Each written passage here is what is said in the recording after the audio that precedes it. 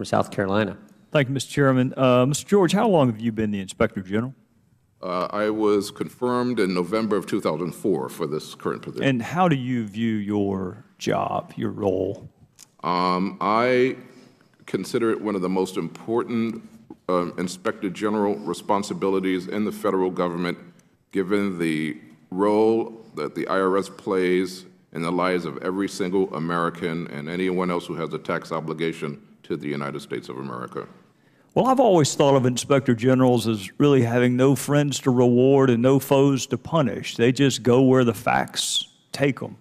And that is exactly how I've comported myself, sir.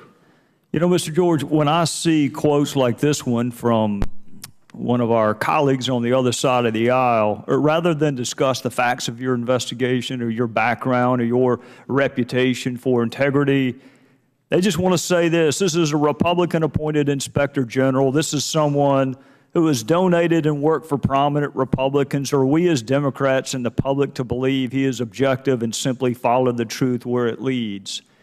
And I think to one of your colleagues, a man by the name of Michael Horowitz, who's the Inspector General for the Department of Justice. And you know, he had a connection to Lanny Brewer, and he was appointed by this administration.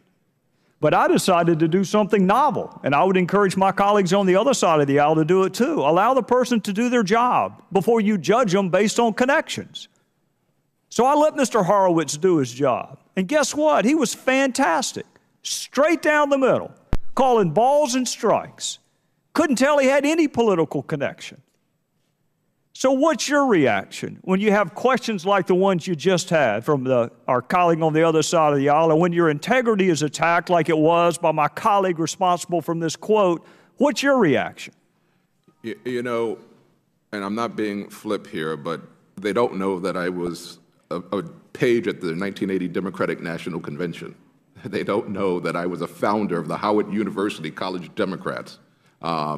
Yes, you know, I saw the light and joined Bob Dole's staff during college, but I think anyone who's worked with me on either side of the political spectrum will agree that I call it as I see it. I have never allowed political, personal political views to affect decisions. We worked with Democrats, we worked with Republicans to get legislation passed, and I continue to do so. And so, I mean, again, sir, I've been in Washington now for, over 2 decades. I know how, sometimes politics is played and works. It's unfortunate because, when I was doing my due diligence, sir, by talking to some of the first IGs, who were appointed by Jimmy Carter and then later fired by Ronald Reagan and then some rehired by him, they said to me, do not take this job. They say, if you're perceived to be too aggressive, the administration is angry at you. If you're perceived to be not aggressive enough, Congress is angry at you. And while I love this job and I just have the greatest staff that work with me, I'm willing to do it, and I've made sacrifices personally and in many other ways, but I'm serving the people of the greatest nation on earth, and I have no regrets. Well, Mr. George, I got to be honest with you, you're a lot more magnanimous than I am, because I think it's disgraceful. I think when you attack people just because you have a political opportunity and you go through their background and find some tangential connection to a Republican or a Democrat and then want to disparage their work because of that. If somebody has a problem with your audit, and I hasten to add, this was not an investigation, it was an audit, and your work is ongoing. You got Republican and Democrat sheriffs, you got Republican and Democrat prosecutors. You can't tell the difference. I can't tell the difference in inspector generals, which is why I never thought to ask.